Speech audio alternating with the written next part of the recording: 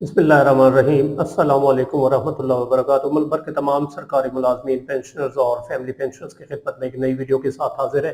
नाज़रीन गिरामी, इस वीडियो में आपके जो क्वेश्चंस हैं, जो आप वीडियो के कमेंट्स में करते हैं, तो उनको चंद को मैंने मुंतखब किया है, तो वो उनके सवालात जो है वो उनके जवाब देने की कोशिश करूँगा इस वीडियो में। पहला सवाल है कि सर, अगर कोई बंदा रेगुलर है और दोबारा अब रीअपॉइंटमेंट लेता है एनओसी लेकर फेडरल में किसी भी डिपार्टमेंट में, क्या उसको कंट्रीब्यूटरी पेंशन मिलेगी या फिर वो जैसे चल रहा था ऐसा ही होगा? इनका क्वेश्चन ये है कि अगर कोई मुलाजिम थ्रू प्रॉपर चैनल अप्लाई करता है दोबारा किसी और जॉब के लिए और अपॉइंटमेंट हो जाता है, तो क्या अब वो कंट्रीब्यूटरी पेंशन स्कीम के तहत आएगा या जो पहले वाला सिलसिला था पेंशन स्कीम का उसके तहत आएगा?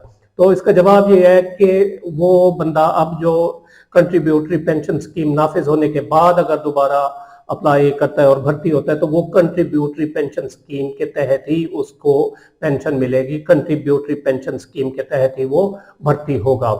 ये वफाक की बात हो रही है।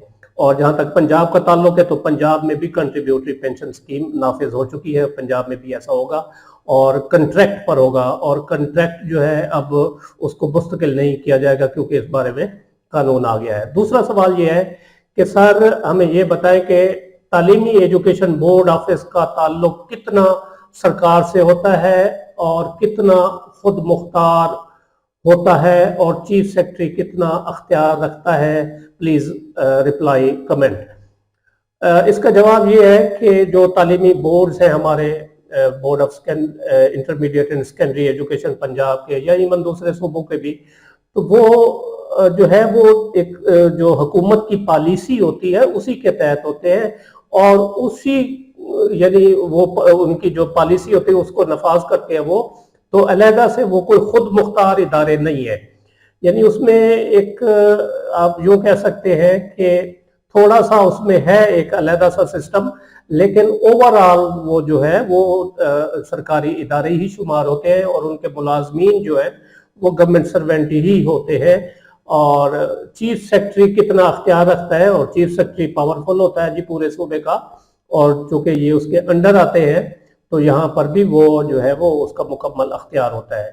नंबर 3 है जी, सर आपसे एक इंफॉर्मेशन चाहिए कि फेडरल एम्प्लॉय 100% पेंशन क्लेम कर सकता है? बिल्कुल जी, कर सकता है। न सिर्फ फेडरल का एम्प्लॉय जो है वो 100% पेंशन क्लेम कर सकता है, यानी at the time of retirement वो जो उसकी पेंशन कम्यूट होती है तो वो पोर्शन छोड़ दे 35%, और पंजाब में 25% है, और पंजाब में भी ले सकता है, सिंध में भी ले सकता है, बलूचिस्तान में भी, और जो है वो केपीके में भी, हर जगह ले सकता है। ये एक कानून है मुसलमान। और बाज़ औक़ात दोस्त पूछते हैं जी इसका कानून क्या है, तो कानून इसका यही है कि आपको जो पेंशन फॉर्म मिलता है जिसमें आप जो पेंशन यानी वो चीज़ें फिल करते हैं और पेंशन कैलकुलेट होती है, और वो जो फॉर्म वगैरह होते हैं, कागजात वो जो जमा कराते हैं आप अकाउंट्स ऑफिस में, तो उसमें ये एक ऑप्शन होती है, ऑप्शन के कि क्या आप अपनी पेंशन कम्यूट कराना चाहते हैं या नहीं कराना चाहते। तो वहीं आपने दस्तखत करने होते हैं, दस्तखत करते हैं और आप जो है एक यानी आपको पता नहीं होता, जो पेपर तैयार करते हैं तो वो 35% पर क्लिक कर देते हैं तो आपको 35% पेंशन कम्यूट मिल जाती है। लेकिन अगर आप नहीं कराना चाहते तो फिर जहां पर ऑप्शन होती है तो यहाँ पर आप लिख देंगे कि मैं अपनी पेंशन कम्यूट नहीं कराना चाहता, 100% लेना चाहता हूँ, तो ये मिल जाती है आपको, कोई मसला नहीं है। फेडरल के भी ले सकते हैं और तमाम जो सूबाई मुलाजमीन है वो भी 100% पेंशन ले सकते हैं। मैं खुद पंजाब गवर्नमेंट से रिटायर हुआ एक इदारे से, तो मैंने खुद 100% पेंशन जो है वो ली थी 2019 में।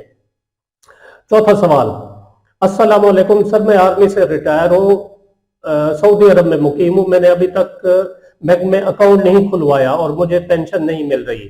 पहले डाकखाने से मिलती थी लेकिन अब नहीं मिल रही। सर रहनुमाई फरमाएं, ऑनलाइन अकाउंट खुलवा कर पेंशन ले सकता हूँ, प्लीज रहनुमाई फरमाएं।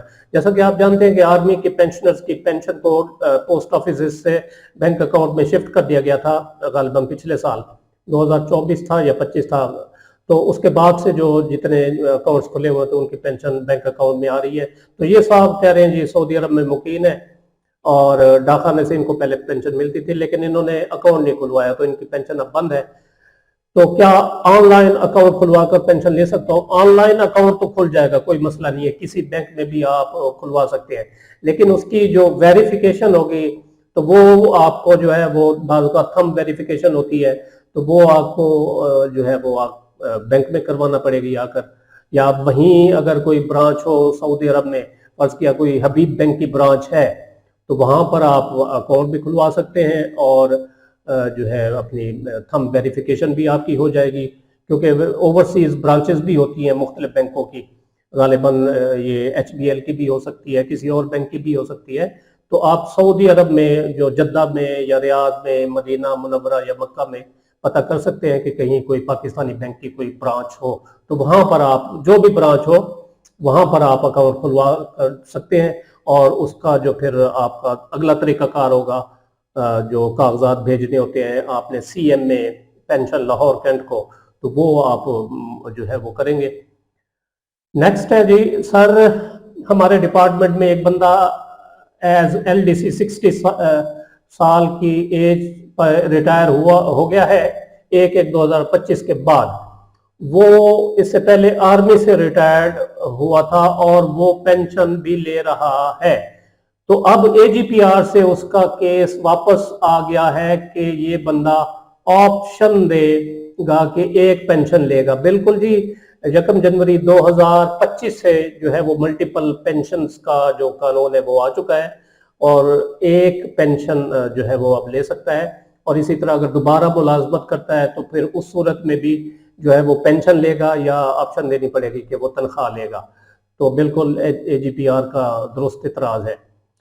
अच्छा जी, छठा सवाल ये है कि सर ये तो बताएं कि रिटायर्ड पर्सन को 72 साल की एज में कम्यूट से कितनी रकम मिलेगी? अब तो ये केस टू केस डिपेंड करता है ना, आपकी कम्यूट कितनी हुई थी और इस वक्त कितनी पेंशन ले रहे हैं, तो जो है वो आपको कितनी मिलेगी। मैं कुछ मोटी सी मिसाल आपको दे दूं कि गुज़श्ता महीनों में मेरे एक दोस्त थे, उनकी पाकिस्तान रेलवे से पेंशन रिस्टोर हुई, तो वो पेंशन जो थे मेडिकल अलाउंस समेत ले रहे थे तकरीबन 33,000-32,000 के करीब ले रहे थे, 2025 की बात है, तो वो ले रहे थे इसी साल की, तो 32-33,000 ले रहे थे। तो उनकी बहाल होने के बाद पेंशन जो है वो 72 ईयर्स में हो गई थी, तकरीबन 49,000-50,000 के करीब। तो बाद में वो 1 जुलाई का इजाफा भी लग गया, तो इस वक्त जो वो पेंशन ले रहे हैं वो तकरीबन 51-52 हजार के करीब है। तो आप अंदाजा लगा सकते हैं कि पेंशन बहाल होने के बाद कितना इजाफा हो जाता है। नंबर 7 है जी, क्या फुल पेंशन लेने पर फैमिली पेंशन फिल्टर है? ये क्वेश्चन समझ नहीं आई। बहरहाल मैं जहां तक समझा ये हूँ कि फुल पेंशन अगर बंदा ले तो फैमिली पेंशन को भी उसी हिसाब से पेंशन मिलेगी, तो बिल्कुल उसी हिसाब से जो है वो उसकी पेंशन जो है वो मिलेगी। फर्ज किया एक बंदा फुल पेंशन ले रहा है और 1 लाख रुपया वो पेंशन ले रहा है, और उसकी जो है वो डेथ हो जाती है, और उसके बाद उसकी बेवा को जो मिलेगी पेंशन वो 1 लाख के हिसाब से मिलेगी, यानी 1 लाख का 75% फैमिली पेंशन होगी, तो 75,000 रुपया उसकी फैमिली पेंशन हो जाएगी। नेक्स्ट सवाल है जी, अस्सलाम वालेकुम डियर, मेरा सवाल इस टॉपिक के हवाले से नहीं है, मेरा सवाल है कि ये जो GP फंड होता है पंजाब गवर्नमेंट टीचर का जो हर माह कटता है, इसको प्रॉफिट लगता है कि नहीं, और लगता है तो कितने अरसे बाद लगता है? प्लीज इसके बारे में कोई वीडियो ही बना पूरी तफसील शेयर कर दे। तो वीडियो इस पे क्या बनानी है, बहरहाल प्रॉफिट जो है वो बिल्कुल लगता है, और हर साल लगता है, ठीक है। हर साल गवर्नमेंट अनाउंस करती है एक माली साल का प्रॉफिट, यानी 1 जुलाई से लेकर 30 जून तक के अरसे का प्रॉफिट लगता है, और ये जो अनाउंस होता है ये तकरीबन अगस्त सितंबर में जो है वो गवर्नमेंट नोटिफिकेशन जारी कर देती है, और इसके बाद इसकी इम्प्लीमेंटेशन होती है अकाउंट्स ऑफिस में, रिकॉर्ड में। तो वो जो है वो अक्टूबर नवंबर में वो मुनाफा जो है वो प्रॉफिट जो है वो लग जाता है। तो ये चंद सवालात थे जो मैंने मुंतखब किए, इनके जवाब जो है वो मैंने अर्ज किए इस वीडियो में। उम्मीद है ये वीडियो आपको पसंद आई होगी, जिसे लाइक और शेयर जरूर करें और अपनी राय का इजहार कमेंट सेक्शन में जरूर करें।